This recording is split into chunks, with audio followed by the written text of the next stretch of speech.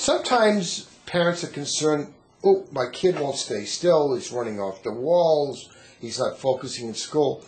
And I keep hearing about this thing about attention deficit disorder. What's attention deficit disorder? Sure. So attention deficit hyperactivity disorder, the way it's categorized now as ADHD, some people know it by, is basically you have problems with attention, you have problems with hyperactivity. Children also will have problems with attention and with impulsivity.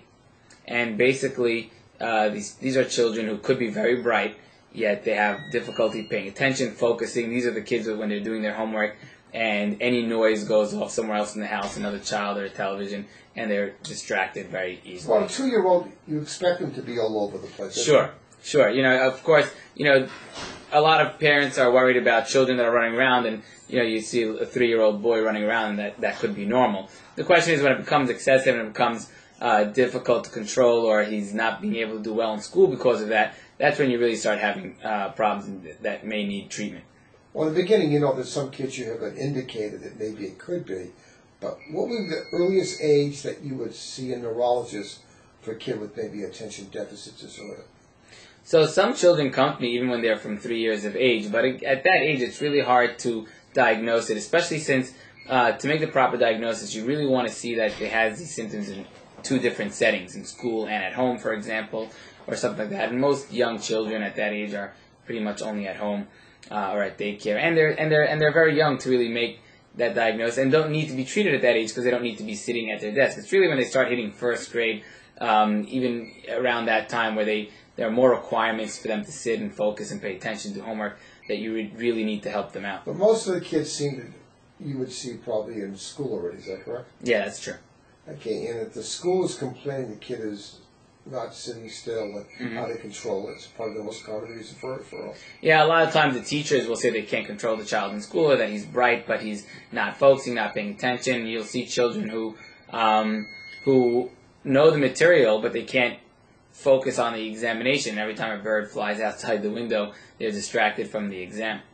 Now, if a kid has it, even an obvious diagnosis, do they all need medicine? So there are different ways of working with it. There's behavioral management techniques that can be used. The American Academy of Pediatrics actually has a guideline on this, and based on studies, they say that the behavioral techniques don't work on their own usually, and if the child has really full-blown ADHD, may need medication as well. Okay, and if you were going to use medicine, what kind of medicines would you usually select? So the most common medication to start with would be the stimulants, such as the amphetamines or the methylphenidate type of drugs. And there are a whole bunch of them, and they actually work much better now than the way they used to. A lot of them have a bad rap because of the short-acting formulations that people used to use that had a lot more side effects. But now, if you use the medication properly, and by that I mean starting with a very low dose and titrating up very slowly as you see the child needs it, then you can really control the side effects, and a lot of children can do very well like that. But you would only use the medicine if it showed the kid really made a real legitimate improvement. Yeah, what we always do is we would first assess the child's performance, talk to the teachers and the parents. There are some rating scales we can use beforehand, and then after giving the medication, a lot of times we'll tell the parents not to tell everyone around them, other family members, or even the school right away, and we can see if there is a real improvement because sometimes people are biased and they'll say there's an improvement just because they know the child's on medication. And if we see that there's a real improvement, then that would be an indication to continue the medication. Do you need the medicine the rest of the life, or is it only for a short period of time? How would you approach that? So again, this is a medication that luckily, since it has such a short half-life, it's out of your system, several hours after, after not using it. Talking about which one, Ritalin or Focalin, which one? Well, even, Ritalin, Focalin, all of them, even the long-acting formulations, they all stop working by bedtime, assuming you're using it properly, because if not, it would be hard for the children to fall asleep. So, for example, some parents will give Focalin to the child or any other stimulant during the week, and on weekends not use it if the child doesn't need it, unless they're going to a museum or something where they need the child to, be a little bit more well-behaved. Do kids outgrow this, or is it a permanent thing? Some children can learn to deal with their hyperactivity better. So, for example, where a 7-year-old might be running around and throwing things when he becomes 25 years old, he may still have the disorder, but it's manifested differently, where he won't be running around the boardroom or a meeting, but he'll still be fidgety, still be needing to get up, still be having problems paying attention, and still be very disorganized, late to meetings, losing things. It's the kind of things that you see more in the older children or the adults. And they would probably still need medication to help them function better. Or what some people do is they learn to cope better, and they're able to find a job that doesn't demand as much focus and concentration as some other jobs do. Now, some kids seem to be perfectly normal, but they start getting into a part of the education where the thinking is getting more complex, and they manifest a problem focusing. Is that true? Yeah, and there it's going to be very important to do a full evaluation of the child, and it's important to know if this is a learning disability, is it a problem with his behavior, with his mood, or is this something more like ADHD where he just has difficulty concentrating, where a stimulant medication would help him in that case. Some of these kids have more than just a focusing problem.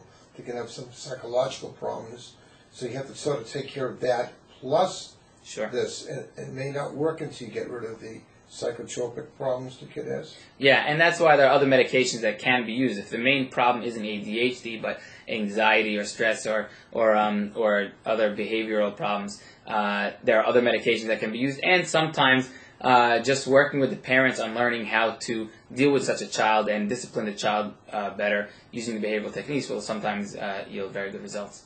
So in other words, if you have a kid with a problem, focusing, these medicines really make a big difference.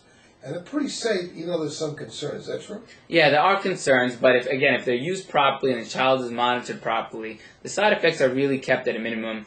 And a lot of these children that otherwise would have been kicked out of school or held back or put in a special education program just because they're not able to do well, if they really have the disorder and diagnosed properly, the medication can make all the difference, both to the child's education and the family.